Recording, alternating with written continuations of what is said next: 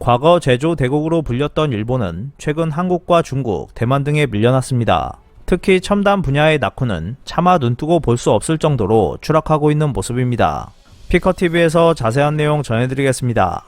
1990년경까지 일본의 제조업은 날아가는 새도 떨어뜨릴 기세라는 말이 딱 들어맞았습니다. 일본의 황금기 산업이 무엇이었는지 뒤돌아보면 전기 산업이라고 할 수 있을 것입니다. 텔레비전, 백색 흑색 가전, 액정 패널, PC, 휴대전화, 반도체, 태양광 패널 등 일본산 제품은 고성능으로 고장이 잘 나지 않으면서 가격도 합리적이라는 평을 많이 받았습니다. 예를 들어 소니라고 하면 선진적인 전기 제품의 대명사로 세계에서 통했습니다. TV의 핵심 부품인 액정 패널에서도 1990년대까지는 점유율 상위 10개사 중 4개에서 5개사가 일본 기업이었습니다. 최상위에는 샤프가 군림해 있었고 액정 패널은 샤프라고도 불리고 있었습니다. 그러나 지금은 옛 모습을 거의 찾아볼 수 없는 상황입니다. 샤프 같은 경우는 대만 기업이 되어버렸습니다. 얼마 전에는 파나소닉이 결국 액정 패널 사업에서 철수했습니다. 지금은 액정 패널을 뛰어넘어 OLED TV 시대가 되었습니다. 일본의 가전제품 매장에서는 화려한 LED TV가 고가에 팔리고 있지만 TV용 대형 LED 패널은 일본에서 생산되지 않고 있습니다. 생산하지 않는다기보다는 만들 수 없다고 해야 맞을 것입니다. 이제 해외에서 일본산 TV를 사는 사람은 거의 없습니다. 또한 냉장고, 세탁기, 에어컨, 청소기 등 이른바 백색 가전도 그렇습니다. 반면 일본인들 사이에서는 남다른 감각으로 일본 제품의 반복고풍이라는 의미를 두고 있어서 그런 분야는 별로 문제 삼을 만한 것이 아니다라는 소리도 나오고 있습니다. 그렇다고 일본이 아무것도 안 하고 있는 것은 아닙니다. 최근 들어 일본 가전 업체들도 고부가 가치 노선으로 전환해 나름대로 경영 자원을 투입하고 중국 시장 등에 진출하고 있습니다. 하지만 보급형 가전에서는 하이얼 등 중국 가전 업체들이 강력하게 자리를 잡고 있고 한정된 고급 가전제품 시장에서는 다이슨 등 유럽 가전업체도 세계 시장에서 존재감을 드러내고 있어서 일본 가전업체들은 부각되지 않고 있는 모습입니다. 종합 가전업체로서는 중국의 하이센스 정도가 최첨단이라는 이야기가 있지만 최근에는 한국의 LG가 한 단계 앞서가는 최고급 노선에서 단숨에 브랜드를 확립했습니다. 보급형 가전이라고 하면 세탁기는 40에서 50만원대,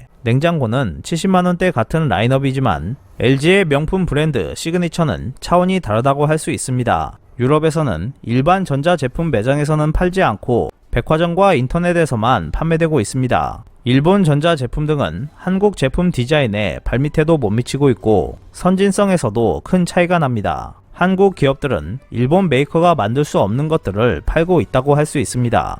예를 들어 일본에서 만들지 못하고 있는 롤러블 OLED TV 같은 경우가 그 전형입니다. 일본 메이커들은 한숨밖에 나오지 않을 것입니다.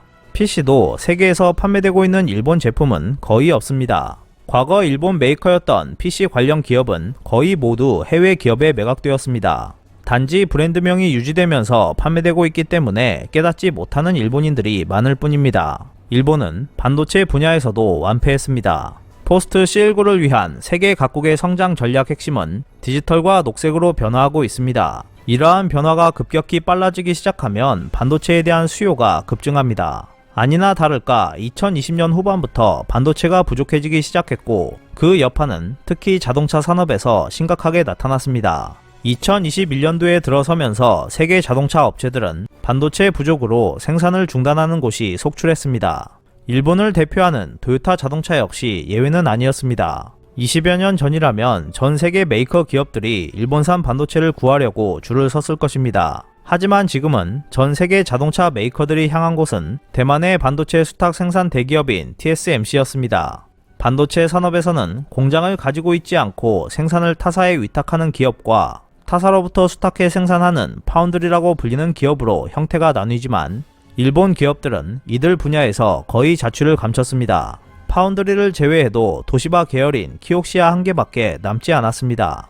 과거 일본은 반도체 메모리에서 50% 이상의 점유율을 차지하며 세계를 리드하고 있었지만 지금은 가장 핵심이 되는 미세와 경쟁에서 삼성이나 TSMC에 크게 밀렸습니다. 이제 일본의 반도체 산업은 회복할 수 있는 가망이 없어졌습니다. 최근에도 파나소닉이 공장을 대만 기업에 매각했습니다. 이렇게 현실적인 상황을 접하고도 일본인들 사이에서는 반도체 최종 제품에서는 졌지만 반도체 제조 장치나 소재 부품에서는 일본이 여전히 강하며 세계 반도체 회사들은 일본 없이 안 된다라는 반론을 펴는 사람도 있습니다. 이와 같은 생각을 가진 일본 경제산업성은 지난 2019년 여름 과거사 문제에 대한 분풀이로 한국을 향한 반도체 소재 관련 수출 제한을 갑자기 시작했습니다. 당시 일본은 한국 경제의 기둥인 삼성, SK 하이닉스 등에 타격을 주면 한국이 무릎 꿇고 사과할 것이라고 생각했습니다. 하지만 한국은 타국산 제품으로 대처하거나 국산화로 전환하려는 움직임을 보이면서 결국 흔들리지 않았습니다. 이 때문에 일본 경제산업성은 일본 여론으로부터 많은 질타를 받게 되었고 체면은 땅바닥에 떨어져 버렸습니다. 경제산업성은 2021년도에도 큰 오점을 남겼습니다. 일본산 반도체 프로젝트에서 번번이 실패한 경제산업성은 TSMC에 일본에 공장을 만들어 달라는 유치 활동을 벌이기도 했습니다. 경제산업성은 일본엔 세계 최고 반도체 관련 산업이 있으니 일본에 공장을 짓는 것이 이득이라는 세일즈를 했지만 TSMC가 좀처럼 고개를 끄덕이지 않자 각종 보조금 등을 제시하며 필사적으로 매달렸습니다. 그 이야기가 산업계에 전해지면서 한때는 TSMC가 일본에 대규모 공장을 세울 것 같다. 역시 TSMC가 일본을 버린 게 아니다라는 소문이 파다했습니다. 하지만 얼마 후 TSMC는 일본을 버리고 미국 애리조나에 120억 달러나 되는 투자를 단행해 대규모 공장을 만들겠다고 발표했습니다. 이러한 소식이 발표된 후 일본은 크게 낙담했고 이대로 물러설 수 없다고 생각한 경제산업성은 다음으로 연구개발 거점 유치에 나섰습니다. 특히 미세화 기술을 포함한 전 공정이라고 불리는 부분에 개발 거점을 만들어주면 낙후된 일본의 기술 수준을 끌어올리는 데에도 도움이 될 것이라고 생각한 것 같았습니다. 그러나 TSMC는 이것도 결국 무시해버렸고 이바라키현 스쿠바시에 패키지 등 후속 공정에 관한 개발 거점을 둔다고 하는 회답밖에 끌어내지 못했습니다. 투자액은 200억엔가량으로 TSMC의 미국 투자액의 50분의 1도 되지 않는 것이었습니다. 그 결과 일본은 더 이상 소재 기술이나 제조 장치 기술로도 세계 최고 수준의 기업을 유치하기에 충분하지 않다는 것이 드러나 버렸습니다. 현재 일본은 모든 분야에서 하청 국가를 지향할 수밖에 없는 길을 가고 있지만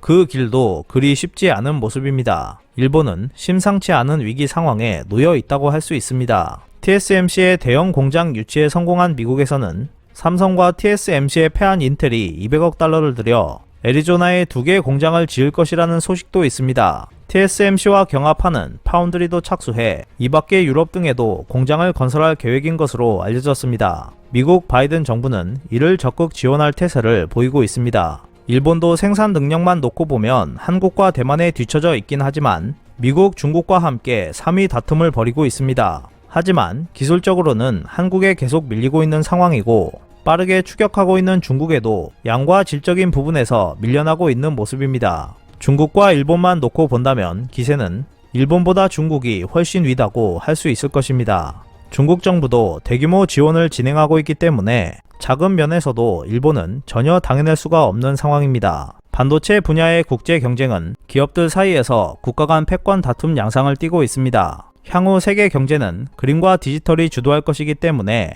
반도체는 생명선과 같다고 할 수 있습니다. 일본 역시 반도체 세계 경쟁에서 어떻게든 따라가고 싶겠지만 지금까지 연패 기록을 달성하고 있는 경제산업성이 그 사령탑을 맡고 있는 한 쉽지만은 않을 것으로 보입니다. 제조업까지 붕괴하는 모습이 보이고 있는 일본에 앞으로 어떤 일이 펼쳐질지 귀추가 주목되고 있습니다. 오늘 준비한 소식은 여기까지입니다. 끝까지 시청해주셔서 감사합니다. 여러분의 좋아요와 구독은 영상 제작에 큰 힘이 됩니다. 앞으로도 피커TV에 많은 관심 부탁드리겠습니다. 오늘도 즐겁고 멋진 하루 보내세요. 다음 영상에서 뵙겠습니다.